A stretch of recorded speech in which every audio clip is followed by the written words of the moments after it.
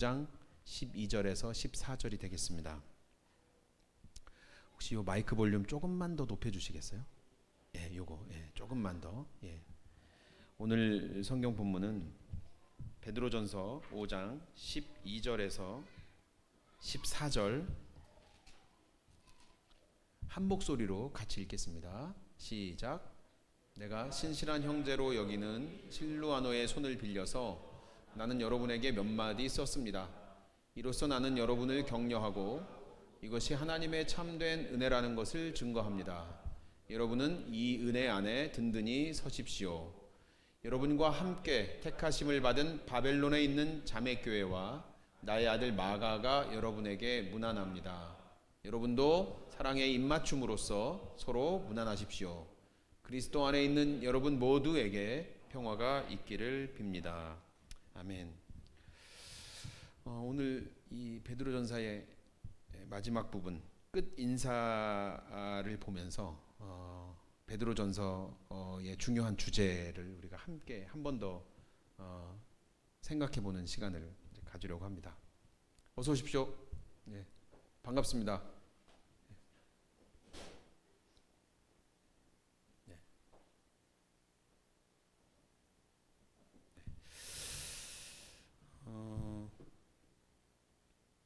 끝인사를 보면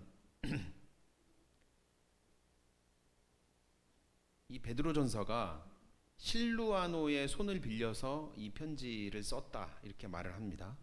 실루아노는 대부분의 전통적인 견해에 의하면 사도행전 15장에 나오는 신라입니다. 신라. 여러분 들어보셨죠? 신라. 보통 신라는 누구와 함께 늘 언급되곤 하죠? 전남식? 아니죠. 바울과 신라. 네, 바울과 신라 이렇게 언급되죠. 바울의 아주 중요한 동역자였습니다. 이 신라는 원래는 이제 예루살렘 교회의 아주 중요한 일꾼이었고 선지자였다고 기록이 되어 있어요. 안디옥 교회에 문제가 생긴 적이 있습니다. 안디옥 교회는 바울과 바나바를 파송한 교회였고 바울과 바나바가 1차 전도 여행을 마치고 교회에 돌아왔는데 그 교회에 문제가 생겼어요. 뭐냐면 유대교의 전통을 주장하는 사람들이 생겼습니다. 그래서 예수 아마 이랬던 것 같아요. 정확한 내용은 나오지 않지만 예수를 믿어서만이 아니라 유대교의 전통을 우리가 같이 지켜야 된다. 그래야 우리가 하나님의 백성이 될 수 있다. 아마 이렇게 주장하는 사람들이 있었던 것 같아요. 근데 바울이 보기에 그것은 그릇된 주장이었고 그래서 그 문제를 해결하라고 예루살렘 총회에 갔습니다. 예루살렘 총회에 지도자들에게 찾아가죠. 거기에는 이제 예수님의 사도였던 야고보가 있었고요. 그래서 그 문제 안디옥 교회의 문제를 이야기했을 때 사도들이 그 문제에 대한 지침을 정해서 다시 바울과 바나바를 안디옥으로 돌려보낼 때 같이 가게 한 사람이 누구냐면 신라예요.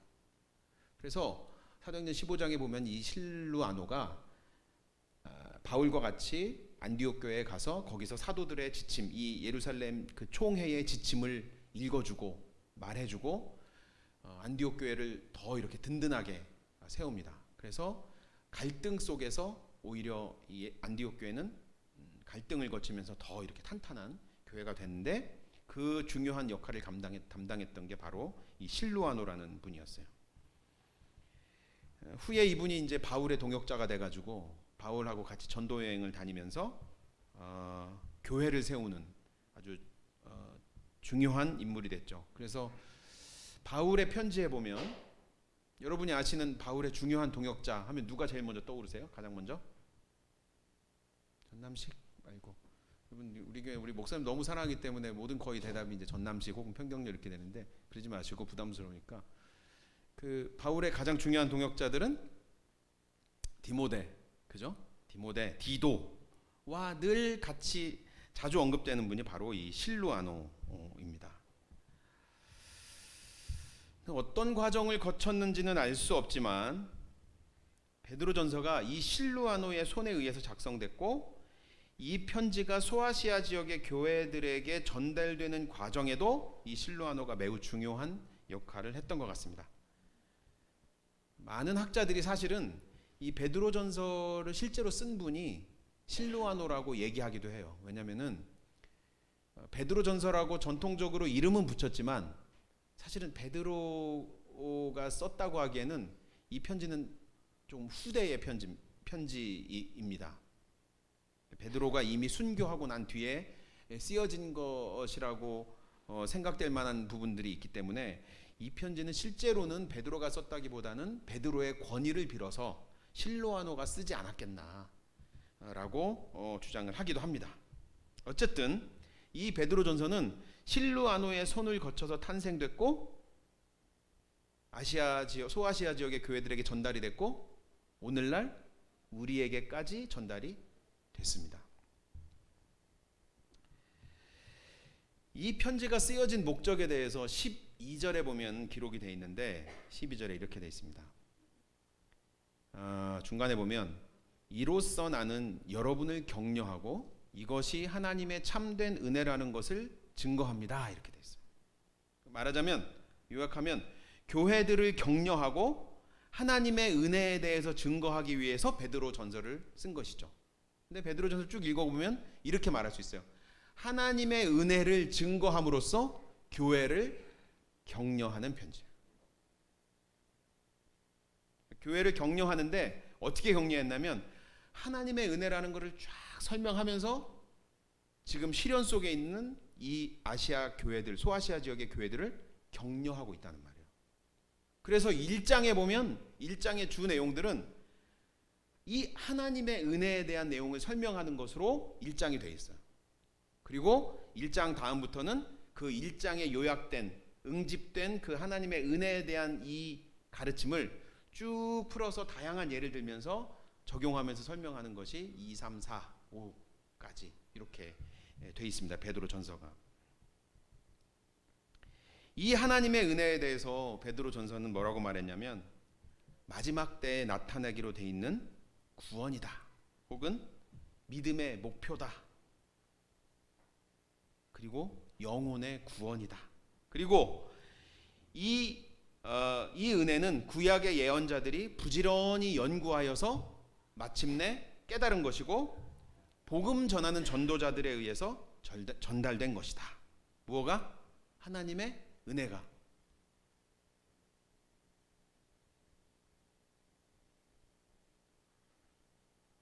하나님의 은혜가 전달됐다. 그리고 교회가 겪고 있는 믿음의 시련을 통해서 이 하나님의 은혜, 구원이라고 하는 것은 더 굳건하게 설 것이다. 확고해질 것이다. 그래서 고난이나 시련을 이상한 일로 여기지 말고 기뻐해라 라는 내용이 바로 이 베드로전서의 내용이 있습니다. 4장에 와서 뭐라고 말하냐면 이 하나님의 은혜에 대해서 관리하는 사람으로서 서로 봉사해라, 서로 섬겨라라고 말했어요.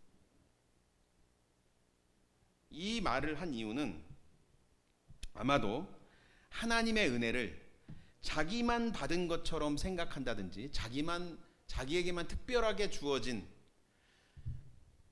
사실은 우리가 다 하나님의 은혜라는 것을 경험하고 신앙인으로서의 삶을 시작하기도 했고 또 신앙생활을 하면서 중간중간 하나님의 은혜라고 우리가 느껴질 만한 것들을 중간중간 경험을 하죠. 근데 우리가 하나님의 은혜를 경험할 때마다 느끼는 것은 이게 굉장히 나에게 특별한 은혜로 느껴지는 것은 사실입니다. 그러나 그 은혜는 나에게만 특별히 주어진 은혜는 사실은 아닌 거죠. 우리가 그 은혜를 나에게만 주어진 것으로 혹은 은혜임에도 불구하고 내가 마치 그럴 만한 자격이 있어서 은혜가 주어진 것처럼 착각하는 것이 우리예요. 그래서 그 은혜를 특별하게 받았다고 생각하는 사람들이 주로 범하는 실수가 뭐냐면 다른 사람들의 허물을 들춰내는 일을 아주 쉽게 생각하는 거죠. 다 안 그러셨다는 것처럼 여러분들이 지금 나는 그렇지 않다라고 생각하는 것처럼 여러분들이 저를 쳐다보시는데, 그래서 4장 8절에서 뭐라고 말했냐면 이렇게 말했어요. 서로 뜨겁게 사랑하라 라고 하면서 사랑은 허다한 죄를 덮는다 이렇게 말했어요. 굳이 왜 사랑이 허다한 죄를 덮는다는 말을 왜 하였는가? 그리고 이어서 이 하나님의 은혜에 대해서 말을 하거든요. 자꾸 교만해져서 다른 사람들의 허물을 들춰내니까 아마 이런 말씀을 하신 것 같아요. 그래서 그 하나님의 은혜를 내가 받았더라도 그를 내가 맡아서 관리하는 것처럼 생각을 하고 섬기라는 거죠.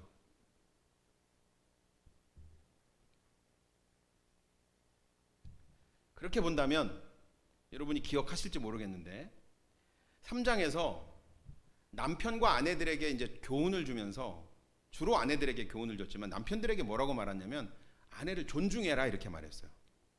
그러면서 뭐라고 설명을 했냐면 이 아내는 하나님의 은혜를 함께 상속받은 자다 이렇게 말했죠.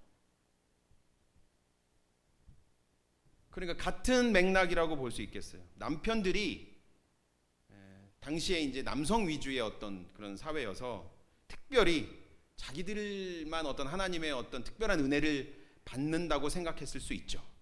남자이기 때문에 남편이기 때문에 받는다고 생각했을 수도 있을 것 같아요.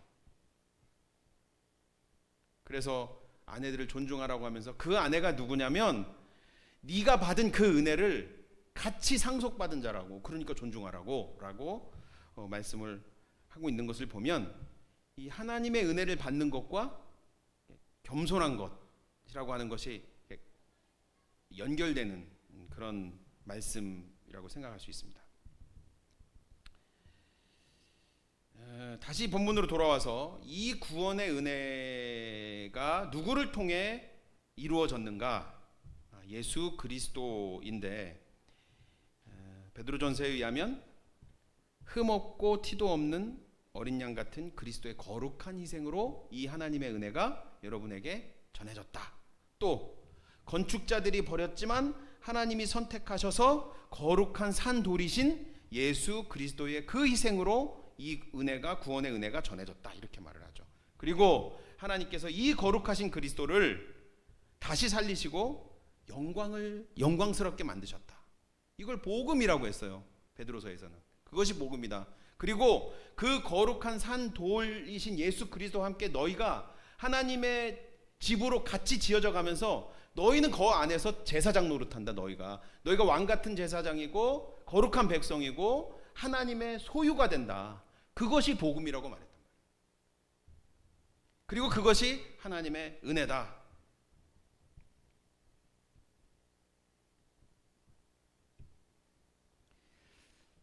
그러면서 뭐라고 말했냐면 1장 13절에 이 편지를 시작하는 첫 부분에 이렇게 말을 했어요. 그러므로 여러분은 마음을 단단히 먹고 정신을 차려서 예수 그리스도께서 나타나실 때에 여러분이 받을 그 은혜를 끝까지 바라고 있으십시오. 정신을 차리고 마음을 단단히 먹고 그걸 끝까지 바라고 있으라는 거예요. 그랬는데 이 편지가 끝나는 5장 12절에서 뭐라고 말했냐면 이 은혜 안에 든든히 서십시오라고 말했어요. 그러니까 이 베드로 전서는 처음에 제가 서두에서 말씀드린 것처럼 하나님의 은혜를 증거하고 설명하면서 시련에 처해 있는 고난에 처해 있는 그 교회를 격려하기 위해서 쓰신 편지라고 그렇게 5장 12절에 돼 있었죠. 그것을 보여주기라도 하는 것처럼 이 편지가 처음 시작할 때 그 앞머리에 하나님의 은혜를 정신을 차리고 마음을 단단히 먹고 끝까지 바라고 있으십시오라고 말하고 편지가 끝나는 끝에 가서 또 그 은혜 안에 든든히 서십시오라고 말했다는 거예요.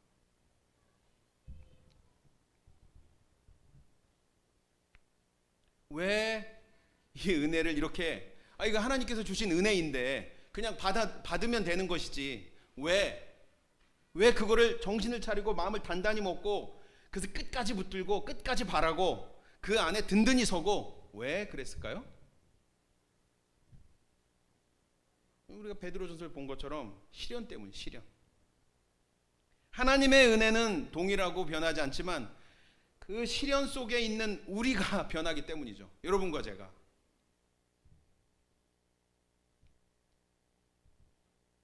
그러니 그것을 너무도 잘 알고 있는 이 교회 지도자는 마음을 단단히 먹고 정신을 차려서 그 하나님의 은혜를 끝까지 바라고 있어야 된다라고 권면을 한 겁니다. 그러니 이 베드로전서를 몇 달 동안 공부한 여러분과 저도 그래야겠죠. 우리에게 닥친 시련 때문에 우리가 하나님의 은혜에서 떨어져 나가지 않도록 끝까지 우리는 그 하나님의 은혜를 끝까지 붙들고 서야 합니다. 우리가 주일마다 모이는 이유도 사실은 그 중에 중요한 이유가 바로 그것이죠. 우리는 그걸 끝까지 그렇게 서 있을 수 있을 만한 인물들이 못 되잖아요.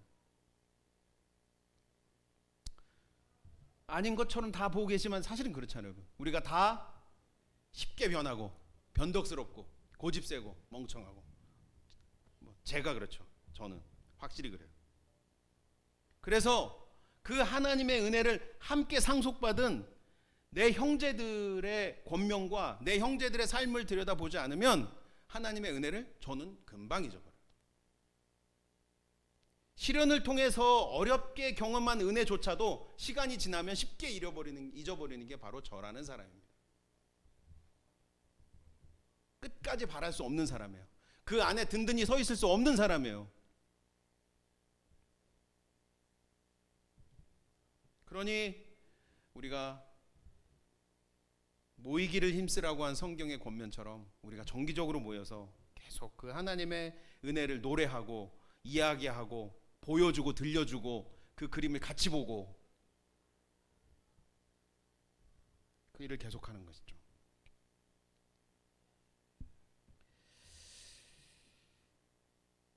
끝으로 베드로전서는 바벨론에 있는 교회와 마가의 인사를 전합니다. 여기 보면 바벨론에 있는 교회라는 표현이 나오는데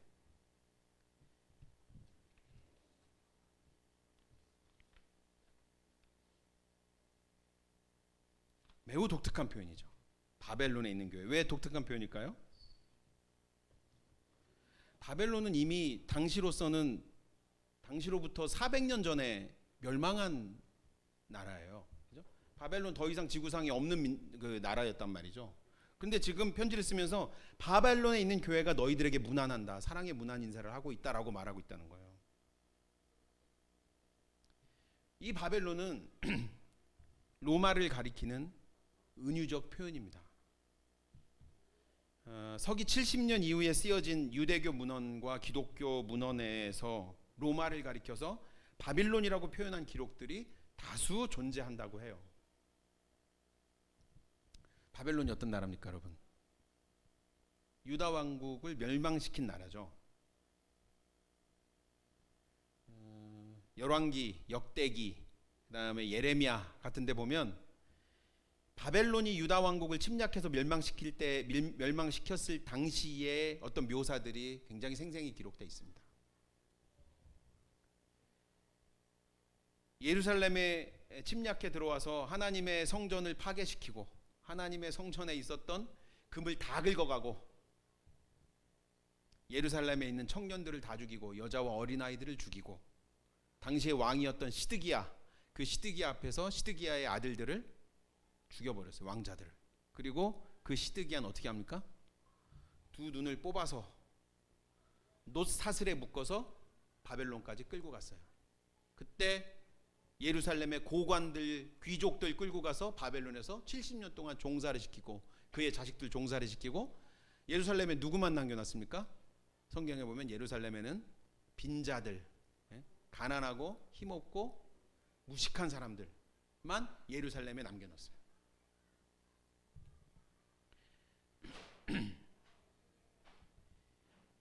이사야서 같은 데 보면 이 바벨론의 악행에 대해서 거의 공통적으로 뭐라고 말하냐면 다른 민족들을 억압하고 억누른다라는 말을 많이 합니다.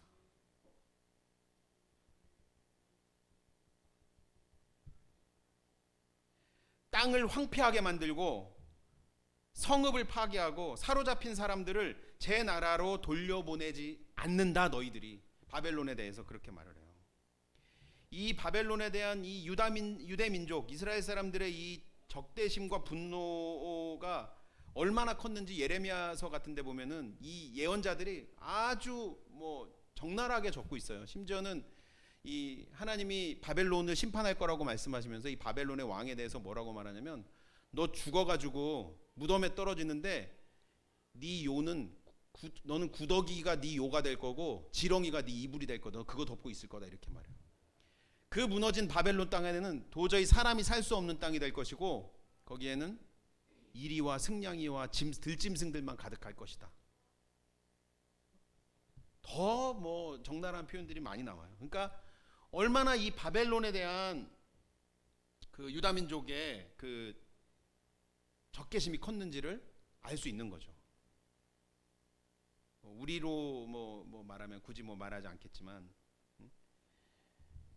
우리는 뭐 그 정도는 뭐 아닐 텐데 이 유다 민족들 이스라엘 사람들에게는 자기 조상 때에 자기 조상들이 겪은 자기 민족이 겪은 참혹한 역사가 있기 때문에 그 바벨론을 생각할 때는 항상 이 분노와 적개심이 있는 거예요. 그래서 이 로마를 가리켜서 바벨론이라고 그렇게 표현을 하고 있다는 거예요. 그런데 이 바벨론에 이 로마 한복판에 뭐가 있다고요? 뭐가 있다고요? 교회가 있다고요. 교회가. 그 억압과 폭압의 한 가운데에 교회가 있다고요. 교회가. 그리고 이 교회가 시련 속에 있는 소아시아의 교회들을 향해서 그들의 안부를 묻고 있는 거예요. 사랑의 인사를 전하고 있어요. 야, 힘내. 우리로 말하면 여러분 힘내십시오. 이 바벨론 한복판에 우리가 있습니다.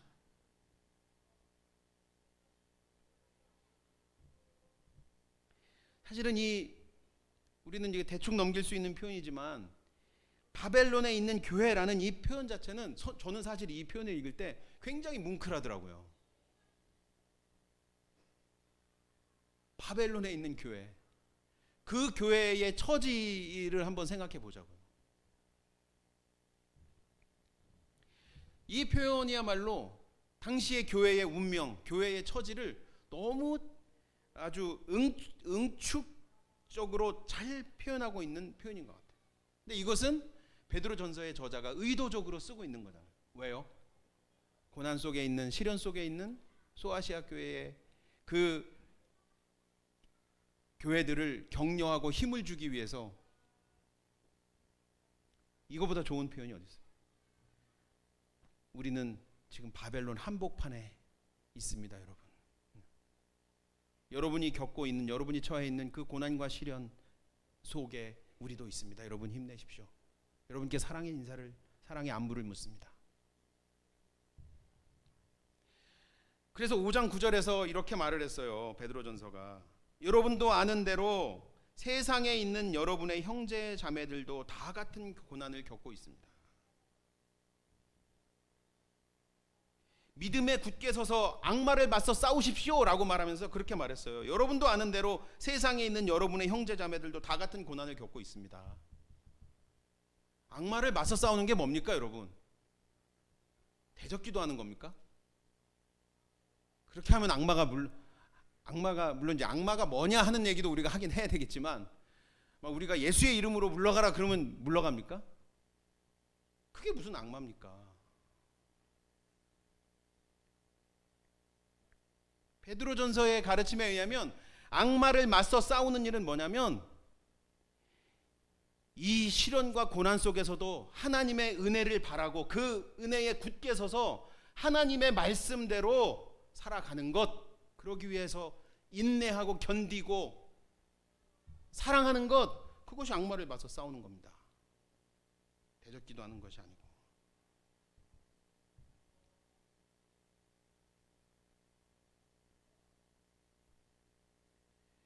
그리스도를 따르는 모든 믿음의 형제들이 그 고난과 시련 속에 있었다는 거예요. 그러니까 계속해서 베드로전서에서 강조하는 겁니다. 시련의 불길이 일어나는 것을 조금도 이상한 일로 여기지 마십시오, 여러분.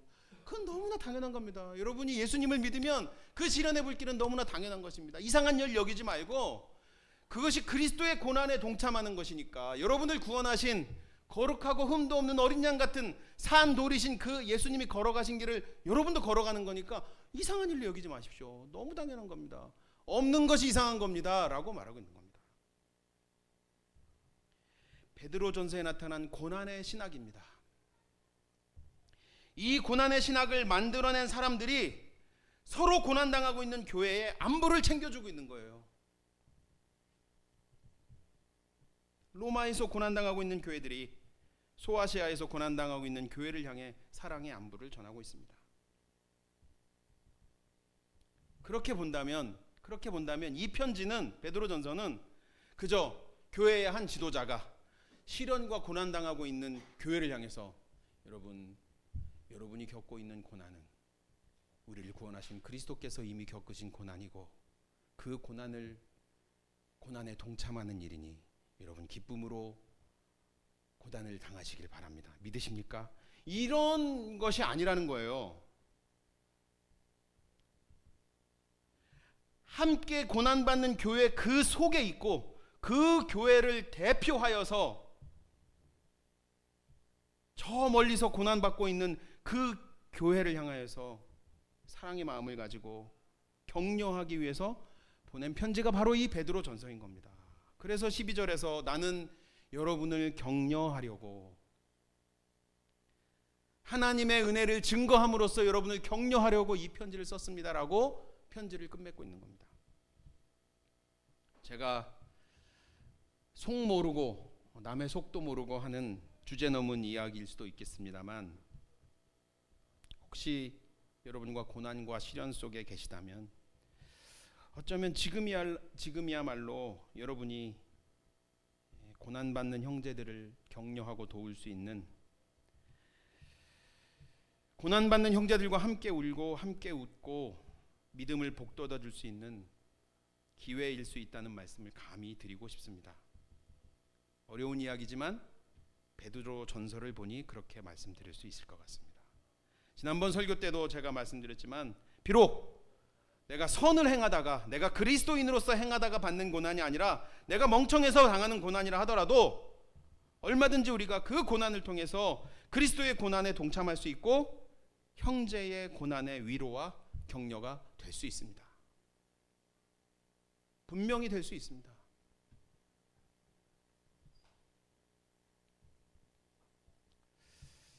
작년 겨울에 이제 베드로전서가 1월 달부터 이제 목사님께서 시작을 하셨는데, 작년 겨울에 이제 목사님께서 베드로전서를 신년에 설교하신다는 이야기를 제가 듣고 가까운 도서관을 찾아가서 베드로전서를 펼쳐놓고 앉았습니다.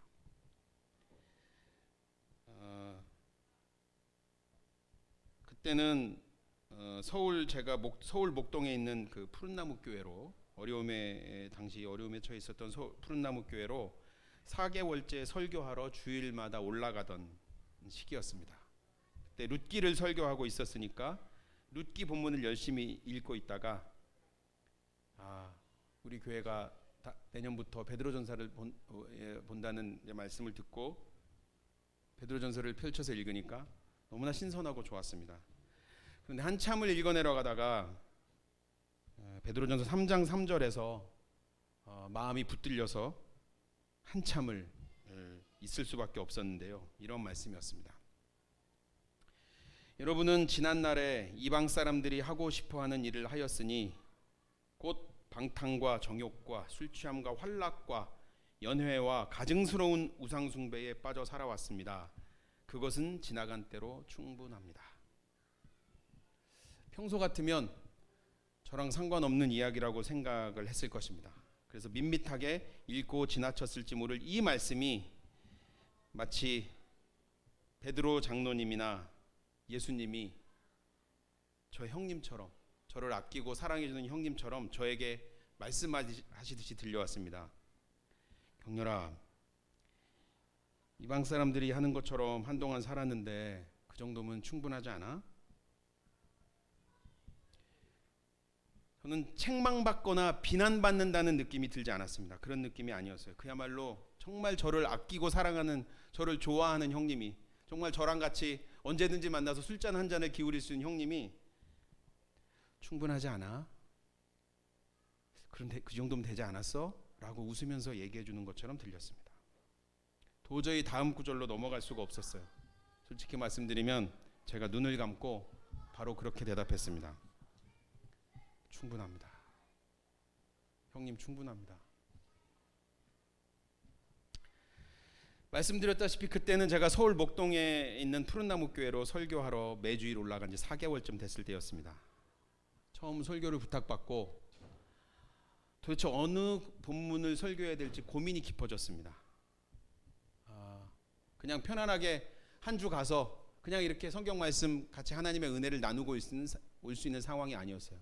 교회가 큰 어려움에 처해 있었기 때문에. 그리고 저에게 그 설교를 부탁하신 분은 저와 친한 형이었고 그 형의 머릿속에는 의사의 표현대로 암세포들이 하얗게 덮고 있었기 때문에 언제 어떻게 될지 모르는 상황 속에서 그 교회의 설교를 저에게 부탁했던 것이죠. 그래서 그러지 않아도 실수 많은 제가 행여라도 조그만 실수라도 하면 그것이 교회의 누가 되고 지금 고통 속에 있는 교인들에게 힘을 주기보다는 오히려 이 교인들을 혼란스럽게 하는 것은 아닐지 너무너무 걱정이 되고 근심이 돼서 정말 기도하면서 고민을 했습니다.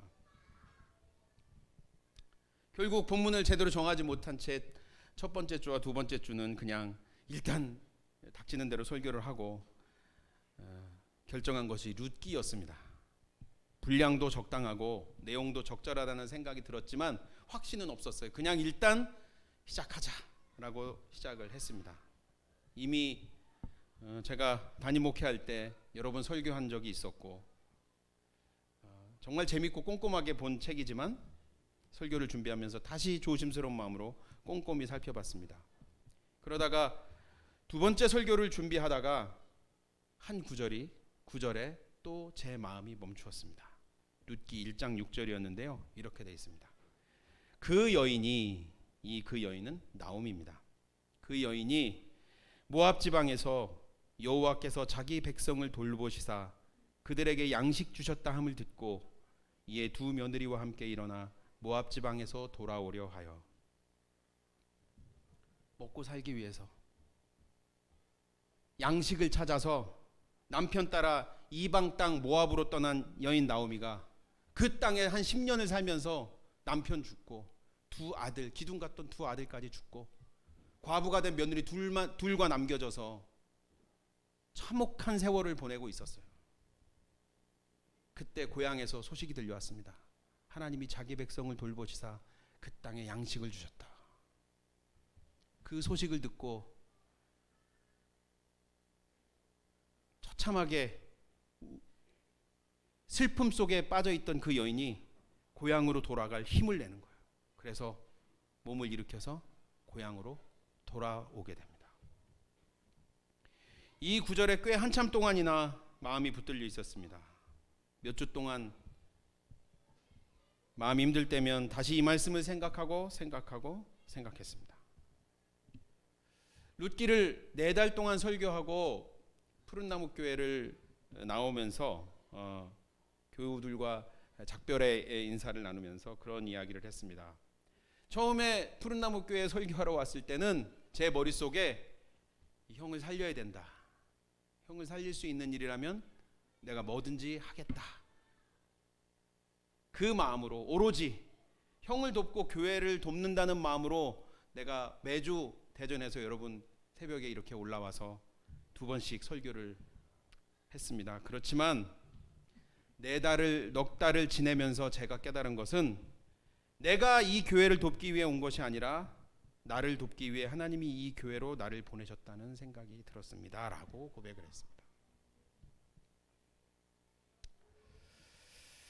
저는 돈을 벌고 싶었습니다. 제가 살면서 한 번도 해보지 않은 생각이 돈을 벌자는 생각이었습니다.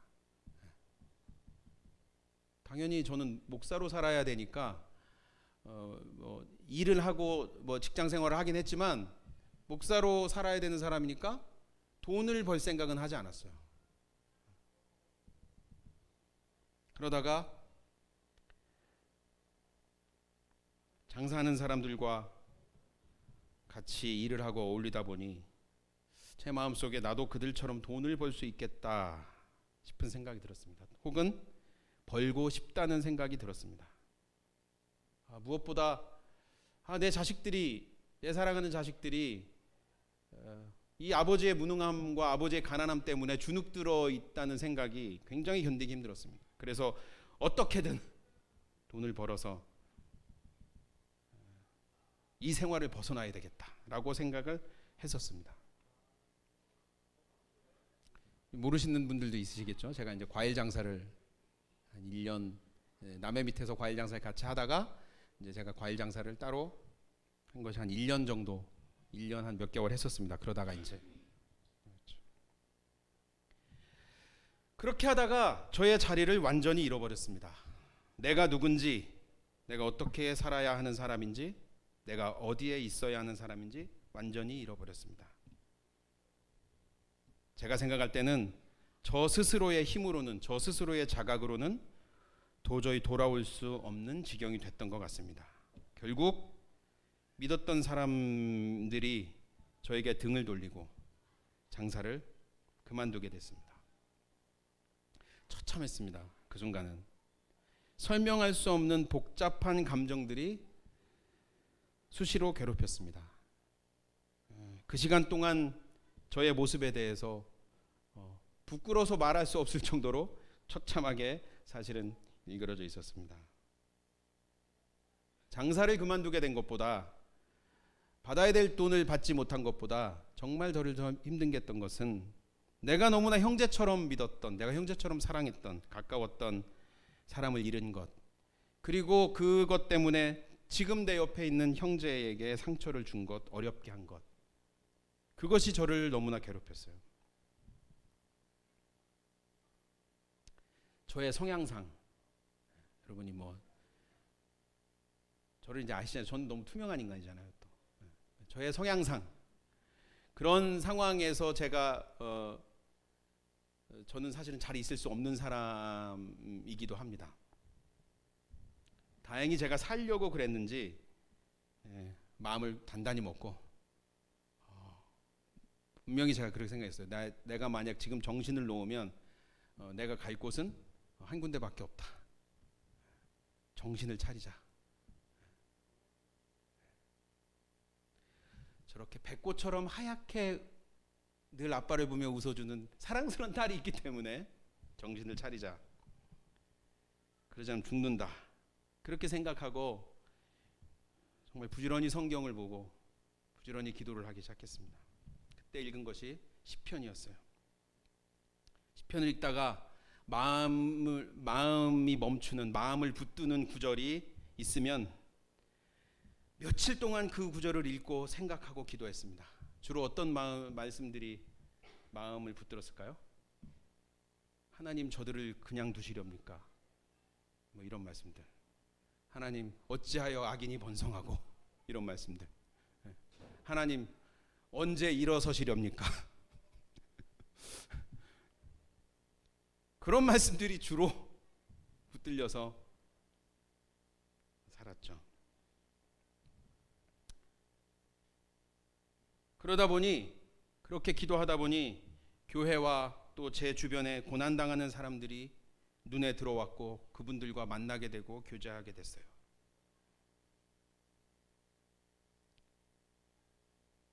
말할 수 없는 고난과 시련을 겪고 있는 분들이었습니다.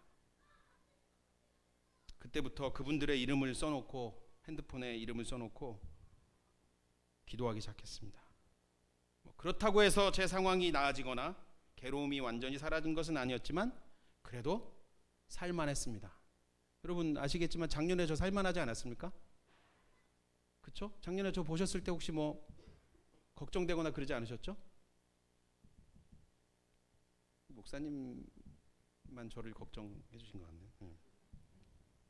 그 사이에도 이러저러한 많은 일이 사실은 있었습니다. 말할 수 없는 많은 일이 있었지만 그래도 살만했고 저는 잘 그 시간을 지나왔습니다.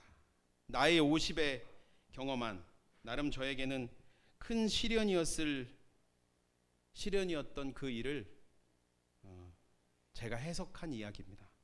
솔직히 제가 해석했다기보다는 1년 동안 그렇게 해석이 됐습니다. 그렇게 해석된 것은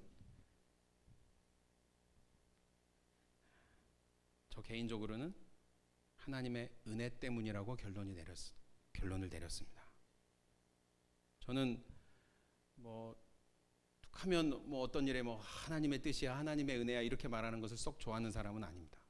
그래서 제가 그렇게 이야기하는 것을 많이 들어보지는 못하셨을 겁니다. 그런데 그 지난 1년의 시간, 1년 몇 개월의 시간을 제가 지나면서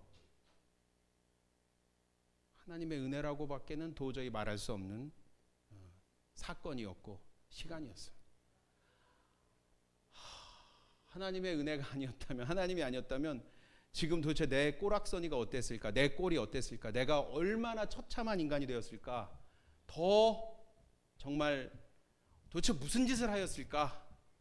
라는 생각을 하면 자다가도 지금도 머리카락이 쭈뼛쭈뼛 섭니다.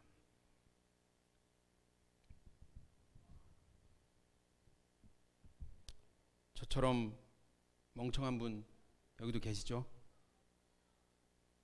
저처럼 멍청해서 혹시 시련 속에 시련을 만나신 분도 혹시 계신가요? 멍청하니까 좋은 점 한 가지가 있습니다. 몸은 좀 고되지만 멍청하니까 맨날 하나님의 은혜를 구할 수밖에 없어요. 제가 정말 늘 하는 기도입니다. 하나님, 제가 얼마나 멍청한지, 얼마나 고집세고 변덕스럽고 변덕이 죽을 듯하는지 주님 아시죠? 제가 오늘 이렇게 설교하고 베드로전서 앞에서 이렇게 제가 눈물을 흘리고 시편을 읽으면서 그렇게 하나님께 제가 기도하였지만, 하나님, 제가 돌아서고 나면 내일 어떤 생각 가질지 주님 너무 잘 아시죠? 그러니 이 멍청한 저를 포기하지 마시고 끝까지 하나님 저를 좀 붙들어 주십시오. 그러지 않으면 저라는 사람의 인생은 너무 참혹할 수밖에 없고, 정말로 이 구더기를 요로 삼고 지렁이를 이불로 덮고 살 수밖에 없는 그런 사람일지 모릅니다. 하나님 도와주십시오라고 하나님의 은혜를 구하는 기도를 하지 않을 수 없는 것입니다. 베드로전서를 마무리하면서 전에 읽었을 때는 들어오지 않았던 이 하나님의 은혜, 그리고 이 하나님의 은혜 속에 담겨있는 고난의 신학, 그런 것이 저의 눈 속에 들어왔습니다. 다시 말씀드리지만 여러분과 제가 비록 멍청해서 혹시 시련을 당하고 있거나 고난 속에 있더라도 우리가 얼마든지 그 고난을 통해서 고난 속에 있는 또 다른 형제와 사람들을, 이웃들을 우리가 격려할 수 있고 함께 그 은혜를 얼마든지 나눌 수 있다는 말씀을 드리면서 설교를 마치겠습니다. 잠깐 기도하겠습니다. 제가 기도하겠습니다. 하나님, 저희는 늘 고집세고 또 멍청해서 하나님의 은혜를 알고 경험하고 하면서도 곧잘 잊어버리고 흔들릴 때가 참 많이 있습니다. 그러나 하나님, 돌아보면 하나님의 은혜는 한결같고 변하지 않고 늘 우리만 변해서 힘들어하는 일이 많은데, 하나님, 저희가 나그네로 바벨론 안에 살면서도 하나님의 은혜를 잊지 않고 믿음의 형제들과 함께 그 은혜를 늘 기억하면서 노래하면서 이야기하면서 그 은혜 속에 든든히 서가고 끝까지 바라할 수 있도록 은총을 내려 주시옵소서. 예수님의 이름으로 기도하옵나이다.